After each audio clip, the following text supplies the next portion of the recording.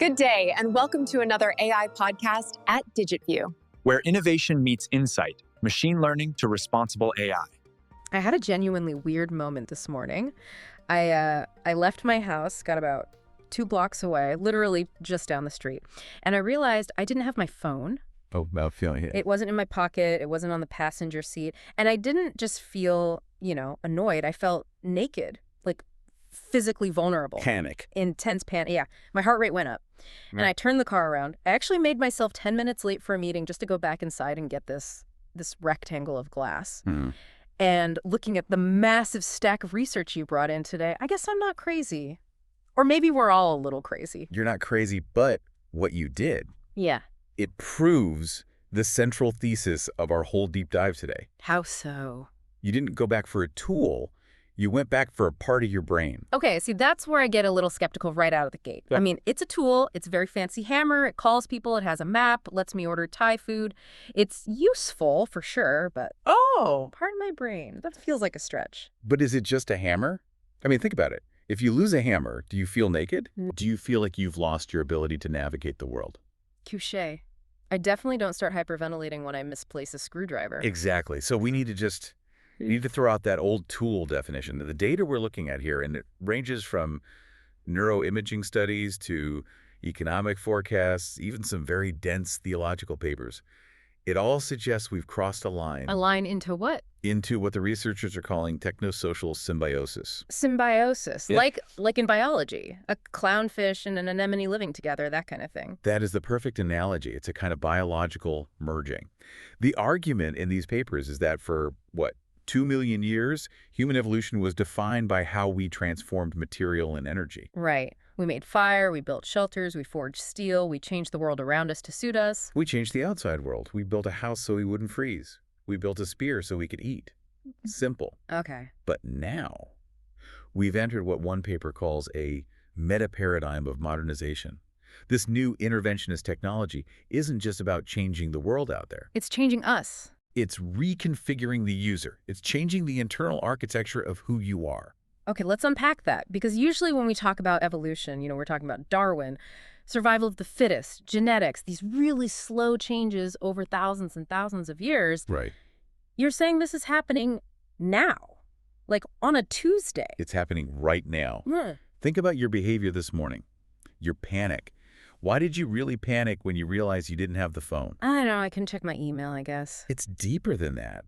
You don't just use a search engine to find a recipe anymore. You use it as an external hard drive for your memory. Oh, absolutely. 100%. I barely remember phone numbers anymore or addresses. I just remember how to find them. Precisely. You're using the search engine as memory. You're using the phone as a cognitive prosthesis. A cognitive prosthesis? In a very real way, you are already a cyborg. The distinction between the biological self, the meat and electricity in your skull, and the technological extension, it's blurring. That is, wow. It's both cool and utterly terrifying at the same time. It is. And I guess that's really the mission of this deep dive today, isn't it? We're not just talking about the latest iPhone release. We're asking, are we becoming the masters of this new technology? Or are we facing what one of these papers calls a quadratic bottleneck? Right. Where we can no longer process the very world we've built. And we're going to look at how this symbiosis is physically actually rewiring our brains. Okay. How it's changing the economy into a kind of blade of inequality. And even how it's altering our concepts of God and death. Heavy stuff. But let's start with the brain. The rewired mind, because I think everyone listening has felt that specific kind of brain fog, where you've been online too long and you just can't seem to focus on a book anymore, or even just a conversation. And it's not just a feeling, it's measurable. Let's start with the attention span data. Okay. Back in the year 2000, the average human attention span was about 12 seconds. Which honestly doesn't seem like a lot to begin with. I feel like I can stare at a wall longer than that. It isn't a lot. But today, it's down to 8 seconds. 8. And just for context, isn't there an animal comparison? It is shorter than the attention span of a goldfish. Ouch. We are officially losing a staring contest with a goldfish. Yeah. That feels like a punch in the gut. It should. But here's where it gets really concerning. This isn't just a bad habit. What do you mean? We tend to think, oh, I'm just distracted, I need to have more discipline. But the source material, highlights these neuroimaging studies. They're being done on preschoolers and adolescents. And they are finding that intensive screen-based media use is actually changing the brain's physical structure. Changing it how? Like, is it physically shrinking parts of it? Specifically, they're seeing lower microstructural integrity in what are called white matter tracts. White matter tracks. Okay. Translate that for me. Think of them as the highways of the brain. They're the cables that connect different regions and allow them to communicate, right? Well, these specific tracks are the ones that support language and literacy skills. So it's not just that we're distracted. We are physically building brains that are less optimized for deep focus and language processing. So we're literally rewiring the hardware for short-form content. Yes. And that connects directly back to what we said earlier about your memory, about this filter-it-form culture. You called it cognitive offloading. Right. We delegate mental tasks to our devices. So instead of internalizing a fact, learning it, understanding its context, storing it in our neural web, we just remember the path to the information. We just remember to Google it. I do this constantly. But is it necessarily a bad thing? I mean, Einstein supposedly said you should never memorize something you can look up. Why should I clog up my brain with the capital of North Dakota if I can find it in 2 seconds? There is validity to that, of course, but there's a tipping point. Yeah. The hippocampus, that's the part of the brain largely responsible for memory. It works on a use-it-or-lose-it basis. Like a muscle. Exactly like a muscle. Yeah. If you stop navigating the world because you have GPS, your spatial memory physically shrinks.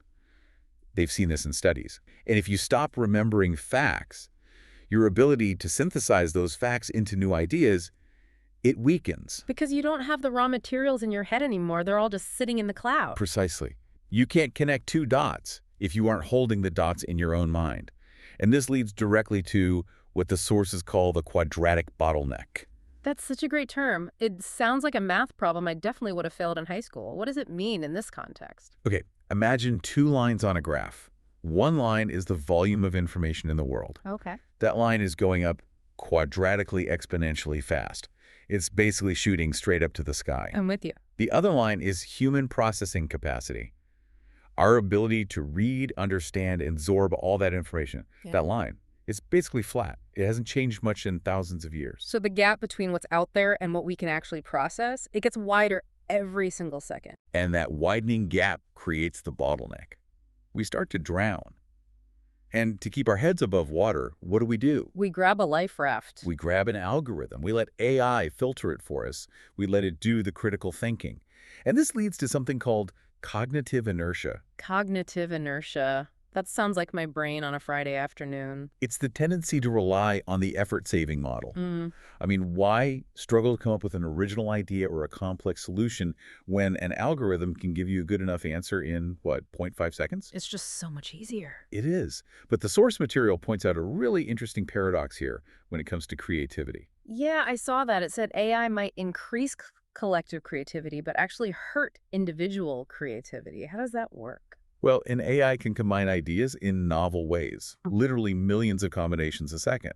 So that increases the total diversity of ideas out there in the world. The collective pool of concepts gets bigger and weirder. Okay, that makes sense. But for the individual, if you stop doing the hard work of exploring, that mental struggle of connecting disparate dots yourself, your own creative muscles start to atrophy. So we become editors, maybe, instead of writers. In a sense, yes.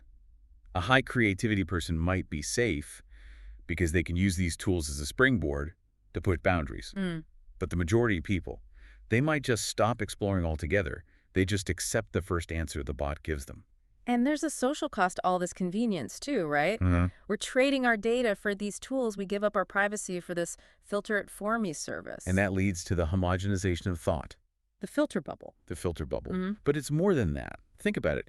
If the algorithm is filtering your worldview to show you only what you already like, and it's filtering my worldview to show me only what I already like, we're not just in different rooms anymore. We're living in completely different realities. We lose that shared ground. The common set of facts that a society needs to function. If I can't see what you see, and you can't see what I see, how do we ever agree on what's true? It's interesting because we usually frame this debate in terms of social media, Twitter fights, Facebook arguments. Right. But the notes here take this really sharp turn into something I just did not expect. Nature. Yes. Nature 2.0. We always think of technology as the opposite of nature. concrete versus jungle, silicon versus soil. But this technosocial symbiosis thing extends there too. It absolutely does. We are moving from using tools on nature, like a simple plow or an axe, to creating a fully integrated, data-driven ecosystem. This is basically Industrial Revolution 4.0, but for agriculture. Exactly. And the stats you pulled are wild. GPS-guided tractors. And I don't just mean a guy sitting in a tractor looking at a screen. I mean the tractor is just doing it itself. It's not just that they can drive themselves. They reduce overall production costs by 25%. In a quarter. A quarter. Smart irrigation systems are boosting water efficiency by 60%. And get this, AI predictive analytics can forecast a pest outbreak with 90% accuracy. That's huge. If you're a farmer, knowing exactly where the bugs are going to be before they eat your crops. That's the difference between bankruptcy and having a good year. It can reduce crop loss from 60% down to 20% in some of these cases. That is a massive amount of food saved. In a world with a growing population, it's undeniably good. And then there's the WEMA project, Water Efficient Maize for Africa. So this is where we get into the genetic side of things. Yeah. It's a biotech initiative, and they're creating genetically modified corn hybrids that can maintain 35 to 50% higher yields during droughts. Which, in a warming world where droughts are getting more and more common, that sounds like a flat-out miracle. It's a vital tool for food security. But, as with everything we're discussing today, there is a but. The risk. The risk.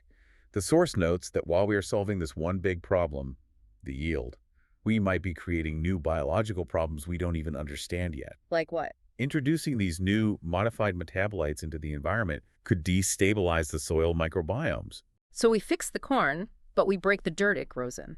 Potentially. And that's the danger of messing with complex systems.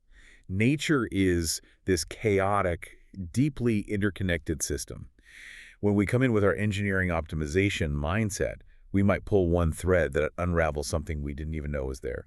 Speaking of interconnected systems, I love this term in the notes, digital guardians of nature. It sounds like a Marvel movie, doesn't it? It really does, but it's a real thing. It's a fascinating concept. We are literally using AI to watch the forest, to watch the animals. The example about the elephants, that was incredible. Thermo AI. It uses thermal imaging to detect fever in elephant sanctuaries, and it has a 92% accuracy rate. So it's just scanning the whole herd all the time. Constantly. It can scan an entire herd and tell a keeper which specific elephant is sick, often long before a human would ever notice the symptoms. That's amazing. And what about the migration tracking? They're using what are called physics-informed neural networks. They can process 5 years of GPS data from animal collars in just a few minutes to predict where the herd is going to go next. And why do we need to know where they're going? To avoid conflict, human-animal conflict. If you know a herd of elephants is moving toward a village or a major highway, you can intervene. You can reroute traffic. You can warn the farmers. It just allows for a much smarter conservation planning. It sounds perfect, almost too perfect. The AI watches over the animals, the farmers get better yields. But you mentioned something called the empathy gap. Yes, and this is crucial. We have these systems that can track livestock behavior with 98% accuracy. An AI can see a dog wagging its tail or a cow stamping its feet, and it can categorize that action perfectly. Action, stamping, frequency, high. It captures the data point. It captures the data point, but it lacks the intuition to understand the meaning behind it. It knows the what, but it has no idea about the why. Exactly. It can't replace the farmer's gut feeling that something is wrong. That sense, that empathy, is biological. An automated system can be an assistant that never sleeps, which is great, but it's an unfeeling assistant. Right. It treats the animal as a data point to be optimized, not as a living being. And that shift from being to data point, that seems to be a recurring theme here. Because when we turn to the economy, we see the exact same thing happening to people. We do. The source material uses a very aggressive metaphor here. I saw that. It calls technology the knife sharpeners for the blade of capitalism. That is such a visceral image, the knife sharpener. Well, it implies that technology isn't neutral, It hones the existing economic system to be sharper, more efficient, and, well, potentially more cutting. And the result is what economists are calling an M-shaped wealth distribution. Okay, I want to push back on this blade of capitalism metaphor for a second. Because hasn't technology always done this? The tractor replaced the plowman. The mechanical loom replaced the weaver. We always adjusted. People found better jobs. Why is AI any different? Why is everyone so panicked about this particular shift? That is the standard economist rebuttal, you know. Well, The Luddites were wrong then, so they're wrong now. yeah. But look at the curve in the notes. Look at this M-shaped distribution. Can you visualize that for us? What does an M-shaped curve actually look like in an economy? Okay, so imagine a graph of wealth distribution. On the far left, you have the poor. On the far right, the super rich. In the middle, you used to have this big, healthy hump. The middle class. The bell curve. The bell curve. An M shape means that middle part is collapsing. It's hollowing out. So you get a spike at the bottom where people are struggling and a massive, massive spike at the top for the tech elites and the AI owners. The middle is just gone. And the robot is the wrecking ball smashing the middle. The robot is the lever. Mm-hmm. In the past, if you owned a factory, you still needed, say, 500 people to run the machines. You had to pay them. Wealth was distributed, at least a little, because you needed labor. But with AI, the argument in these sources is that cognitive automation allows one person to do the work of 500. So the owner of the AI keeps all the money, and the 500 other people get what? That is the multi-trillion-dollar question. And this labor displacement is happening so much faster now. Between 1900 and 2000, the agricultural workforce in the U.S.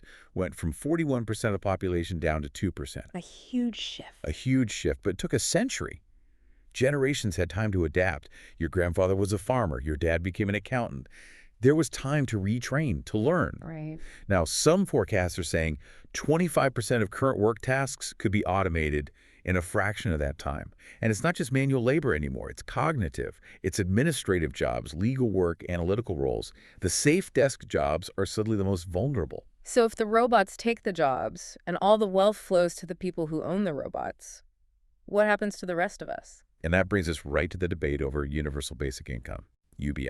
Yeah, we see big names pushing for this. Elon Musk, Sam Altman. And to be honest, it sounds kind of great on the surface. Free money.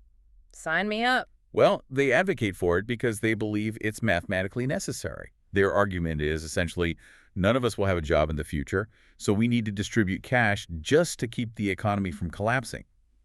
They see it as a solution to abundance. But there was a counter-argument in the source material that I found really striking. It called UBI symbolic violence. That's a very powerful critique. Violence, that seems like a harsh word for free money. The idea is that if you just pay people to stay home because their labor is no longer deemed valuable, you're actually stripping them of their dignity. It entrenches the division. Completely. You end up with two classes. You have the gods, the owners of the AI who run the world, who build the future, and then you have the recipients who are kept alive by the benevolence of those owners. It's just a payoff. It's a payoff that prevents any kind of upward mobility. If you're just receiving a check, you aren't building power. You aren't participating in the creation of the world.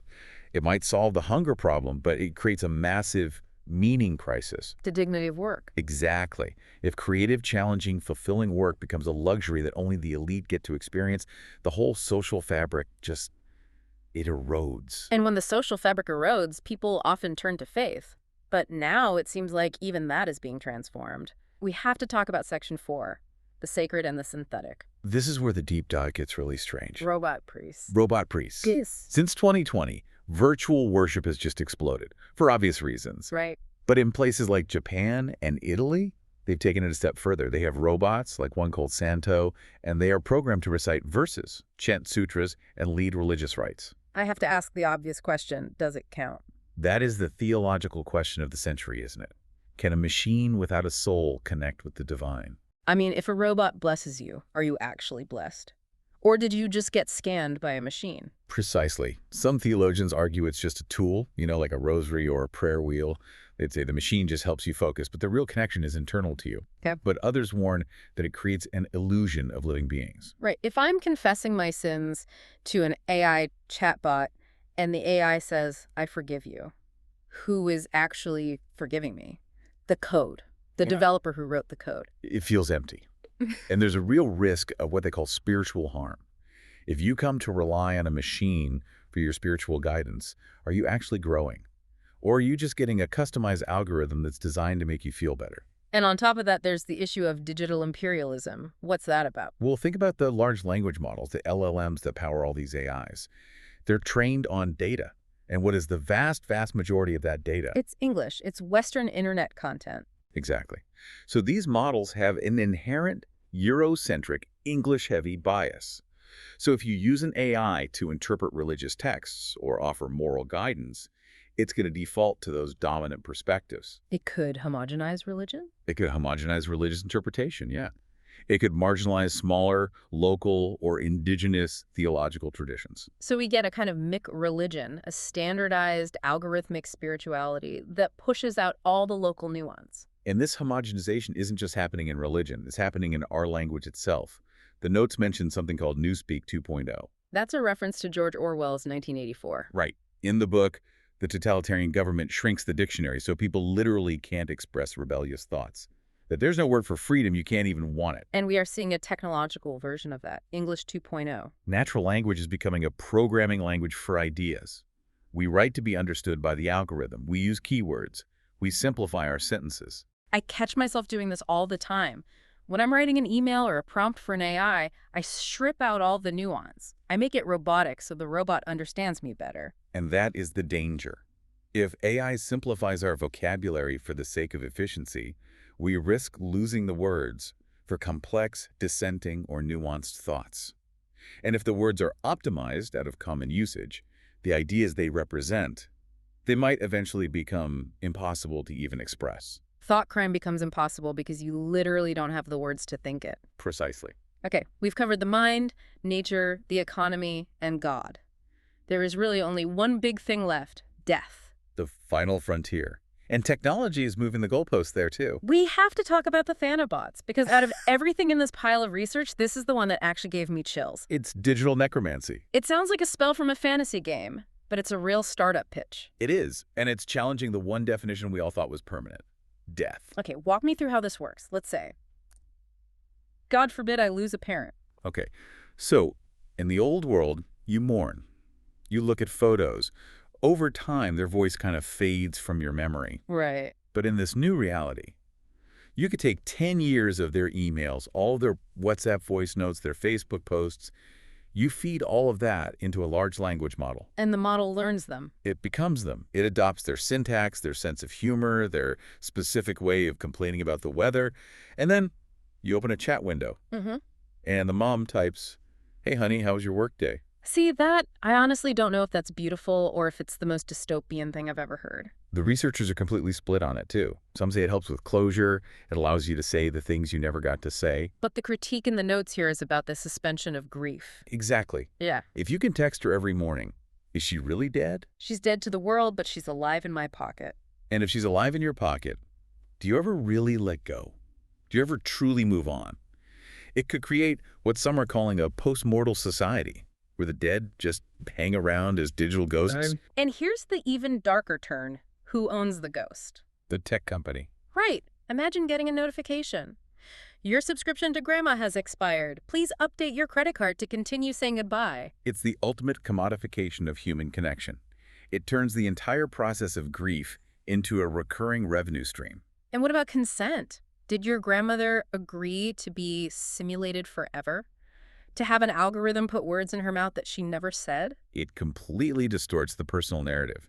It creates a ghost that is controlled not by the family, but by a tech company. The grandma you're talking to might eventually start suggesting products to you or nudging your political views, all depending on the algorithm's corporate goals. That is a haunting thought, a ghost that shills for advertisers. It blurs the line between the sacred and the commercial in a way we have never, ever seen before. Let's zoom out, way out. We've looked at the micro level, our own brains, and the macro level of society.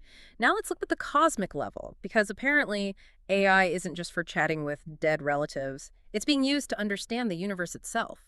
This is the cosmic computationalism section of the research. A machine cosmologist. That sounds like a cool job title. AI is proving to be incredibly good at physics, better than us in some specific ways. There are projects like CAMELS and the Aurora supercomputer. They're using AI to run massive simulations of the universe. They're looking for dark matter. The invisible stuff that we think holds the galaxy together. Right. We can't see it. We can't measure it directly. But an AI can look at all the data, the way galaxies spin, the way light bends around them, and it can see the influence of dark matter in ways our brains simply cannot visualize. It's like showing a dog an algebra problem. The dog just sees shapes on a page. Are we the dog in this scenario? In a way, yes. The AI can perceive patterns in these high-dimensional data sets that are just invisible to the human mind. And there was this part in there about pre-universe mathematics. This part blew my mind. They're grounding AI systems in mathematical principles that existed before the physical universe was even a thing. Fundamental concepts like symmetry and conservation laws. By teaching the AI these first principles, the AI doesn't have to learn physics from scratch by watching millions of apples fall. It can sort of intune it, the laws of the cosmos. It's like teaching the AI the source code of reality itself. In a way, yes.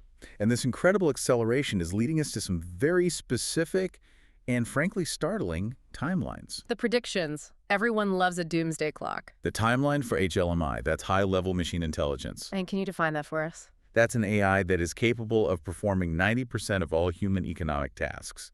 So a machine that can do almost any job a human can do, as well as a human can. In 2022, the prediction for when we'd reach this was the year 2060. Right, that felt pretty far off. That was grandkids' territory. But in 2023, just 1 year later, that prediction jumped forward dramatically. To the year 2047. Wow. It moved up 13 years in just 1 year of progress. The timeline is collapsing. We are looking at a world that could be fundamentally unrecognizable in 2 decades. And that is well within the career span of most people listening to this. And there's always a but, isn't there? This digital dream has a very real physical cost. The material reality. We tend to think of the cloud as this ethereal, fluffy, magical thing. But it is made of servers and cables and concrete buildings and massive, massive cooling fans. The energy stat in here just floored me. A single ChatGPT query. Consumes nearly as much energy as 10 classic Google searches. 10 times the energy. And we are doing millions, maybe billions of these a day now. And it is scaling up so fast, the source predicts that by 2027, the AI sector alone could consume as much electricity as the entire country of the Netherlands. That's completely unsustainable. We're literally burning the planet to build this new digital mind. It puts us in a terrible bind. We have this incredible tool that can solve physics problems and monitor elephants and optimize crops, but running it might cook the biosphere. So what do? We've painted a picture here that is equal parts amazing and dystopian. We have goldfish brains, robot priests, crumbling economies, and a planet-eating server farm. Is there a path forward, or should we all just move to the woods? Moving to the woods might not even help if the woods are being monitored by thermal drones. Yeah. But the source material does offer a kind of philosophy. It's called research AI, or ReSRH AI.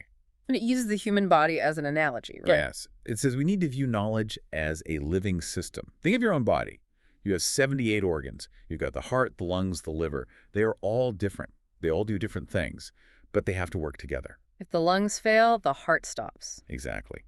The key phrase is expansion without exclusion. We can't just focus on the brain, the AI, and the tech elite and ignore the hands, who are the workers, or the environment, which is the body itself. It has to be a symbiotic system. So what are the actual practical solutions? How do we build this healthier body? Okay, first, human-first design. Humans must remain in the loop, especially in high-stakes fields like aerospace and medicine. We can't just hand the keys to the algorithm and hope for the best. We need a pilot in the cockpit. Even if the plane can fly itself, you want a human there to pull the plug if it decides to fly into a mountain. Always. Second, something they call epistemic trust. Which means? Literacy. We all need to understand how these things work. We need to understand algorithmic bias. We can't just trust the black box. If you don't understand the tool, you will be mastered by it. We need education systems that teach AI literacy right alongside reading and writing. And the third one was really interesting, indigenous wisdom. It's about returning to traditional ecological knowledge.